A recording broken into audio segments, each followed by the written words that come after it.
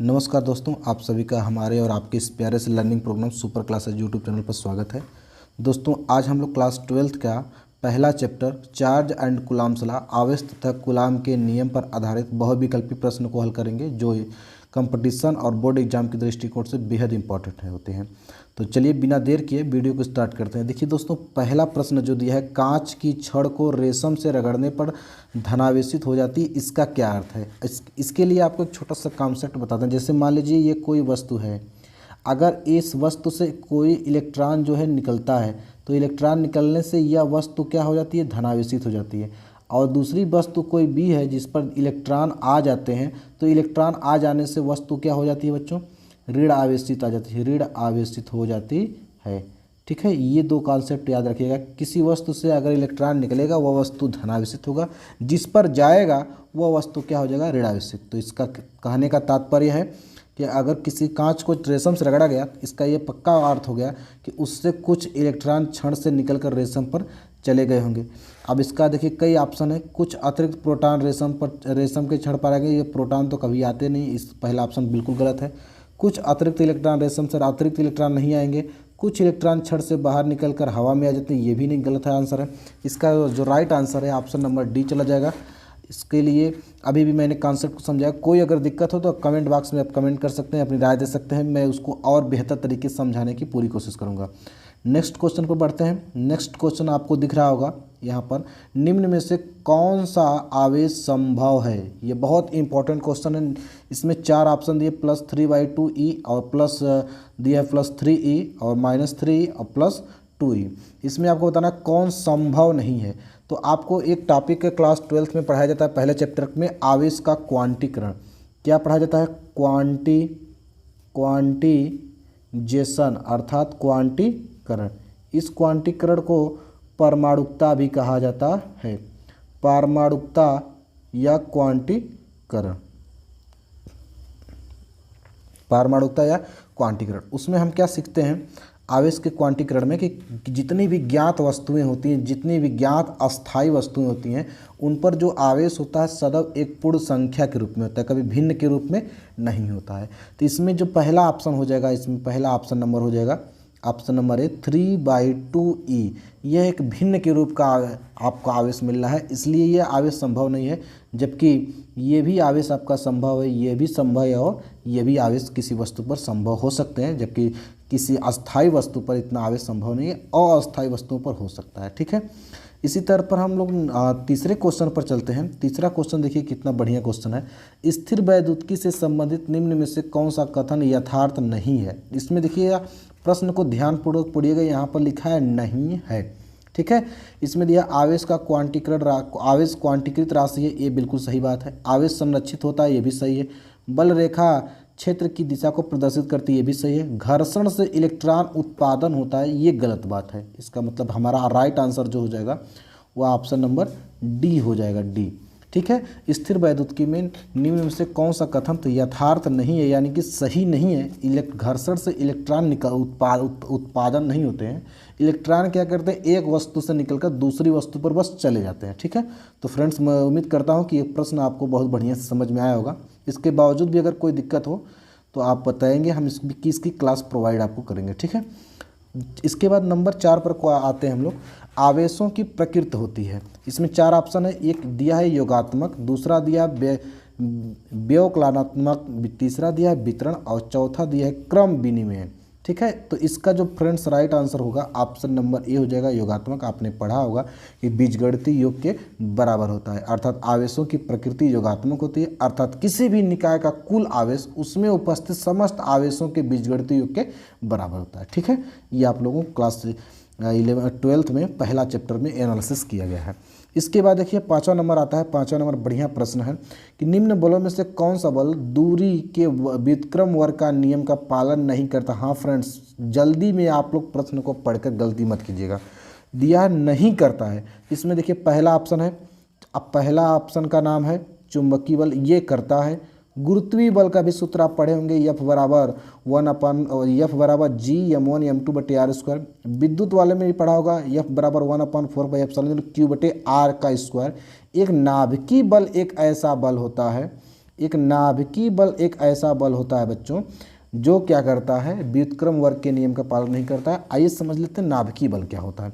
नाभिकीय बल का मतलब ये होगा कि जैसे किसी नाभिक के अंतर्गत प्रोटॉन और न्यूट्रॉन होते हैं, ये हम लोग जानते हैं। तो किसी नाभिक के भीतर प्रोटॉन और न्यूट्रॉनों को कहते हैं न्यूक्लियन।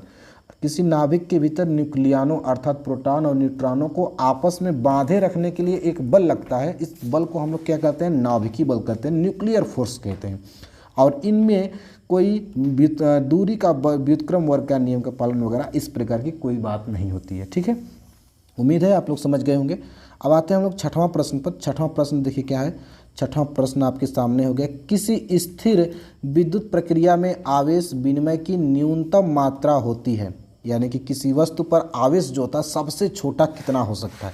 इसके लिए मैंने आपको क्लास में बताया है कि किसी वस्तु पर जो आवेश होता है सबसे छोटा आवेश मूल आवेश होता है दुनिया में। और मूल आवेश क्या क्या होता है, इलेक्ट्रॉन का आवेश होता है। ठीक है, किसी वस्तु पर सबसे छोटा न्यूनतम आवेश क्या हो सकता है, मूल आवेश हो सकता है। और मूल आवेश क्या होता है, इलेक्ट्रॉन के आवेश को ही हम लोग मूल आवेश करते हैं। और हम जानते हैं इलेक्ट्रॉन पर जो आवेश होता है 1.67 × 10⁻⁹ कूलाम होता है, जो कि ऑप्शन नंबर बी को सेटिस्फाइड करता है। यानी कि हमारा जो आंसर होगा बी हो जाएगा। किसी भी वस्तु पर आवेश जो होगा इलेक्ट्रॉन के आवेश के बराबर होगा या उससे ज़्यादा होगा, उससे कम होगा तो यह वस्तु जो होगी अस्थायी हो जाएगी, अस्थायी स्टेबल नहीं होगी। ठीक है, और इसके बाद हमने क्लास में विषय पर चर्चा किया है। अब नेक्स्ट क्वेश्चन पर आते हैं। 7वां क्वेश्चन देखिए हमारा क्या है, किसी वस्तु को 5 × 10⁻⁻19 कूलाम से धनावेशित करने के लिए उसमें से निकाले गए इलेक्ट्रॉनों की संख्या ज्ञात करिए। देखिए इसमें बहुत बढ़िया प्रश्न दे दिया है। आपने एक पढ़ा होगा एक सूत्र कि Q बराबर N × E।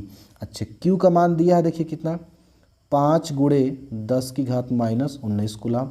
अब यहाँ देखिए n की वैल्यू ज्ञात करना है। E की वैल्यू सारी दुनिया जानती है 1.6 × 10⁻⁹ कूलाम। ये देखिए -10⁻⁹ कूलाम से कट जाएगा। n बराबर हो जाएगा 5/1.6 यानी 16 × 48। यह जाएगा 3 दशमलव जो है एक बार जाएगा, तो यह दशमलव से कोई मतलब नहीं होगा, दशमलव को हम लोग हटा देंगे। n बराबर हम मान लेंगे 3, अर्थात जो ऑप्शन नंबर ए में मिल रहा है, मेरा जो ऑप्शन आंसर होगा, ऑप्शन वाला आंसर ए सही हो जाएगा, जो 3।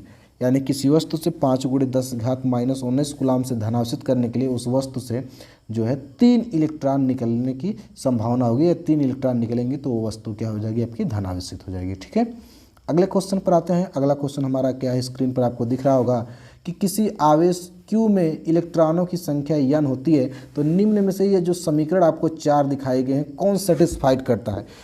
मैंने आपको पहले क्लास में बता चुका हूँ कि आवेश का क्वांटीकरण या परमाणुता से क्या संबंध है। किसी वस्तु पर जो आवेश होता है सदैव एक पूर्ण संख्या के रूप में होता है, यानी Q बराबर n, जो कि इसमें कहीं भी सीधे नहीं दिया है, तो हम लोग थोड़ा सा इसमें चेंज कर सकते हैं। ठीक है, कि E को जब हम उधर पक्षांतर करेंगे तो n बराबर हो जाएगा आपका Q/E। जो आप देखेंगे इसमें से कोई ऑप्शन मिल रहा है तो हमको लग रहा है कि ऑप्शन नंबर सी मिल रहा है, n बराबर Q/E। यही हमारा बेहतर ऑप्शन हो जाएगा, ऑप्शन नंबर सी। यानी कि Q बराबर n के हिसाब से हमें n बराबर Q/E से जाना था। ठीक है, अगले क्वेश्चन पर चलते हैं। अगला क्वेश्चन देखिए 2015 में पूछा भी गया है और बहुत ही इंपॉर्टेंट भी है। ये सारे छोटे छोटे क्वेश्चन बोर्ड एग्जाम के प्रश्न हैं और आपके कंपटीशन के भी प्रश्न बनाए जा सकते हैं इसी तर्ज पर। ठीक है, अगला क्वेश्चन क्या है, 8 कूलाम ऋण आवेश में उपस्थित इलेक्ट्रॉनों की संख्या क्या है। सेम अभी मैंने आपको बताया Q बराबर क्या बताया, Q बराबर N × E। अच्छा, यहाँ पर दिया है Q की जगह 8 कूलाम, n की मान आपको ज्ञात करना है। E बराबर हो जाएगा 1.6 × 10⁻⁹ कूलाम। तो n बराबर हो जाएगा 8/1.6 × 10⁻⁻19 कूलाम। अच्छा, अब इसको आप काटे पीटेंगे तो आपका आ जाएगा 5 × 10 की घात कितना हो जाएगा, 5 × 10⁻19। यानी कि देखते हैं कौन ऑप्शन मिलता है। इसमें से पहला ऑप्शन जो होगा, पहला वाला आंसर बिल्कुल राइट हो जाएगा, 5 × 10⁻19 कूलाम।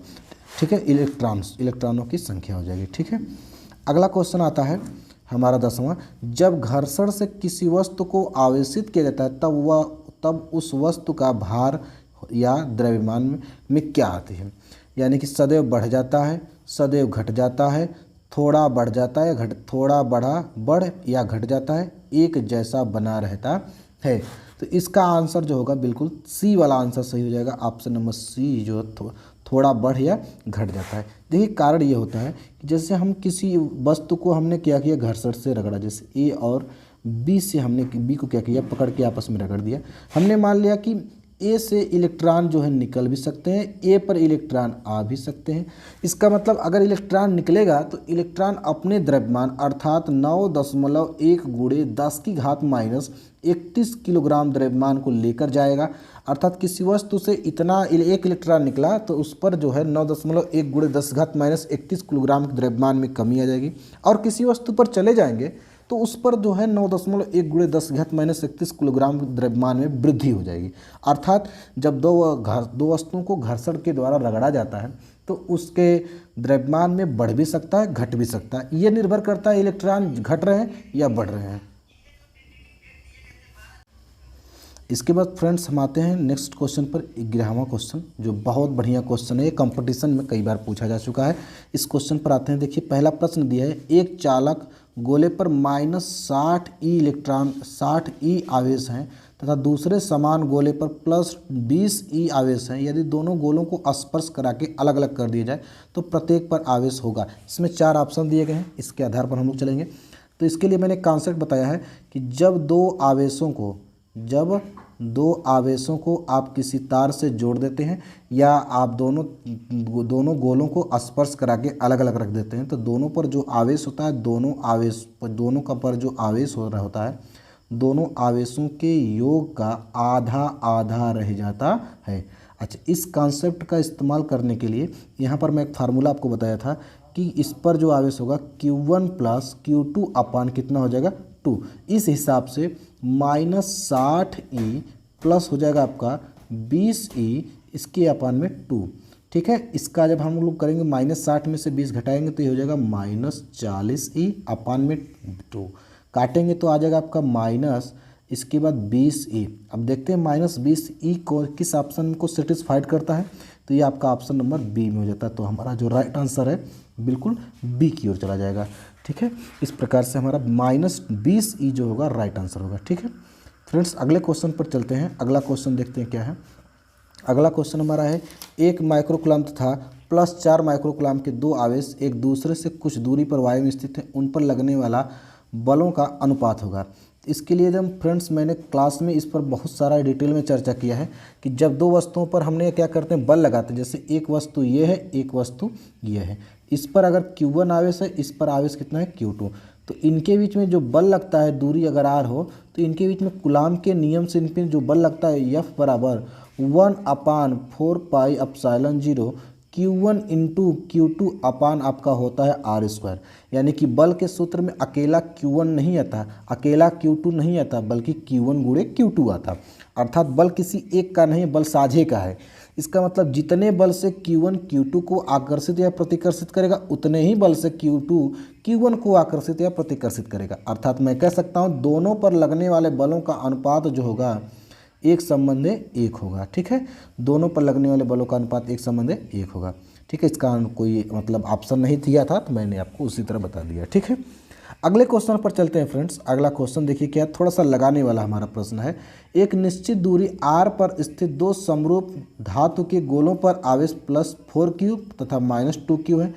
गोले के बीच आकर्षण बल F है। यदि दोनों गोलों को स्पर्श करा के पुनः उसी दूरी r पर रख दिया जाए तो उनके बीच बल हो जाएगा।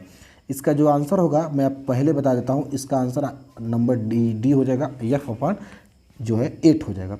चलिए इसको हम थोड़ा सा लगा कर आपको समझाने की कोशिश करते हैं ताकि आप पूरी बात एक एक करके समझ जाएं। पहले हमने बताया इसके बीच में कूलाम के नियम से जो बल लगेगा 1/4 पाई एप्सिलॉन 0, ये हो जाएगा 4Q अर्थात Q गुणे हो जाएगा 2Q अपान में हो जाएगा आपका r²। ये कब के लिए है, जब दोनों को स्पर्श नहीं किया गया था, अलग अलग रखा था। जब दोनों को स्पर्श करा दिया जाएगा तो दोनों पर आवेश कितना रह जाएंगे, देखिए +4Q है -2Q है, तो दोनों पर आवेश कितना हो जाएंगे, तो काटेंगे तो ये हो जाएगा 4Q में से 2Q घट जाएगा तो हो जाएगा आपका कितना 2Q। अब 2Q में से 2 से भाग करेंगे तो कितना हो जाएगा Q, यानी दोनों पर आवेश कितना रह जाएगा Q। तो यफ बराबर अब सूत्र हो जाएगा जोड़ने के बाद या स्पर्श कराने के बाद 1/4πε0 ये हो जाएगा क्यू गुड़े क्यू बटे हो जाएगा आपका आर स्क्वायर, दूरी उतना ही दिया है। तो यफ बराबर जो होगा यहाँ 4 दूना के इसको 8 किए हैं, यफ इसको यफ डैश मान लेते हैं। सॉरी यहाँ मैं थोड़ा सा और पेज को बढ़ा लेता हूँ।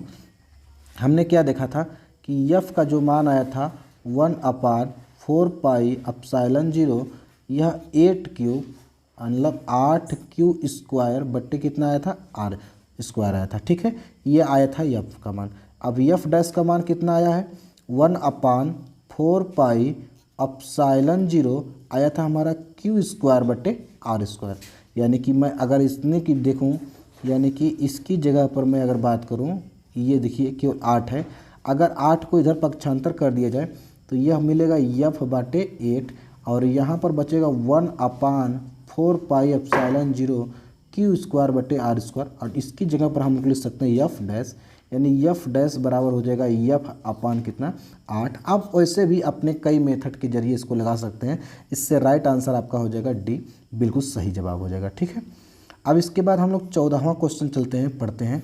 14वां क्वेश्चन देखिए क्या है, बहुत बढ़िया प्रश्न है, ठीक उसी तरह पर है। दो समान आवेशों Q तथा Q को जोड़ने वाली रेखा के मध्य बिंदु पर इस आवेश Q स्मॉल q रख दिया जाता है। यह 3 आवेशों का निकाय संतुलन होगा यदि Q का मान होगा। ठीक है, इसको हमको लगाना पड़ेगा, इसको थोड़ा सा हम लोग लगाएंगे तो क्या होगा, इसका आंसर देखिएगा जरा। आवेश Q के बीच में रखेंगे तो जो संतुलन की अवस्था होगा 1 अपान जो होगा दोनों के बीच लगेगा, दोनों के बीच लगने वाला बल का मान जो होगा देखिए क्या होगा 1/4πε0 दोनों के बीच जब लगेगा तो क्यू स्क्वायर होगा, कैपिटल क्यू स्क्वायर बटे आर स्क्वायर। ठीक है, और इसके बीच जब तीसरा आवेश रख दिया जाएगा 1/4πε0 स्मॉल क्यू गुणे कैपिटल क्यू हो जाएगा और दूरी जो हो जाएगी उसके बीच में आधी कर दी जा रही, दूरी का आधा और इसका क्या हो जाएगा स्क्वायर। ठीक है, अब ठीक इसी बात को हम जब हल करेंगे तो स्मॉल क्यू बराबर कैपिटल क्यू बाई जो आ जाएगा 4 आ जाएगा। ठीक है, इसलिए हमारा जो ऑप्शन होगा ऑप्शन नंबर बी की ओर सही हो जाएगा। और यहाँ पर आवेश को ऋणात्मक लेना होगा इसलिए -q हो जाएगा, यानी कि ऑप्शन नंबर हमारा बी इज राइट आंसर हो जाएगा। ठीक है, इसी तरह हम लोग 15वें क्वेश्चन पर चलते हैं। 15वां क्वेश्चन आपको कॉपी पेन लेकर लगाना होगा, बढ़िया सवाल है। एक वर्ग के 2 विपरीत कोने पर आवेश q रखे हैं, दूसरे 2 विपरीत कोने पर आवेश स्मॉल q रखें। यदि किसी कैपिटल Q पर नेट विद्युत बल कितना शून्य हो तो Q/Q का मान क्या हो। ये बहुत प्रचलित सवाल है, बढ़िया सवाल है, इसको थोड़ा सा हम लोग लगाते हैं। ये देखिए मान लीजिए ये कोई हमारा एक वर्ग है, इसके विपरीत कोनों पर Q रखा गया है, इसका मतलब यहाँ पर कैपिटल Q रखा गया है तो यहाँ पे भी कैपिटल Q रखा है, यहाँ स्मॉल q रखा गया है तो यहाँ भी स्मॉल q रखा गया है। ठीक है, अर्थात बच्चों अगर इसके विकर्ण को खींचा जाए तो ये देखिए विकर्ण जाएगा विकर्ण। ठीक है, और विकर्ण जो आप जानते हैं कि किसी वर्ग का जो ये कोने का कोण होता है वो 90 अंश का होता है, तो यानी कि ये वाला एंगल आधा कर देंगे तो ये कितना जगह 45 और ये जो दूरी हो जाएगी अड़ी में 2a हो जाएगी। ठीक है, उस हिसाब से 1/4πε0 इसके और इसके बीच को बल निकालेंगे 1/4πε0 q गुणे q अर्थात q कैपिटल Q का स्क्वायर इंटू कड़ी में 2a का स्क्वायर। इस तरीके से हमारा जो Q/Q का मान आएगा यहाँ से आ जाएगा -2 कड़ी में 2। आप फ्रेंड्स कॉपी पेन बैठ के लगा लीजिएगा। ये लास्ट प्रश्न था और इसमें भी कोई परेशानी होगी तो हम इसका पूर्ण सॉल्यूशन आपको देंगे। इसके लिए आप कमेंट बॉक्स में अपनी राय जरूर देंगे, एक बार अपने से लगाने की प्रयास जरूर करेंगे। ठीक है, इसलिए ऑप्शन नंबर बी जो हो जाएगा राइट आंसर हो जाएगा। इसी तरह के और भी वीडियो आपको हर एक टॉपिक पर और अधिक से अधिक क्वेश्चन कराने के लिए तत्पर रहेंगे। इसके लिए जो है आप अपना प्यार दुलार भी हमें आप हमारे इस चैनल को दे सकते हैं ताकि मैं इस और मोटिवेट हो सकूं और मोटिवेट होकर आगे आपके लिए इसी प्रकार की वीडियो और बनाते रहूं। ठीक है, वीडियो अगर अच्छी लगी हो तो लाइक शेयर करना ना भूलिए और चैनल पर नए हैं तो चैनल को सब्सक्राइब करना ना भूलिए। मिलते हैं नेक्स्ट वीडियो में, तब तक के लिए धन्यवाद। जय हिंद, जय भारत।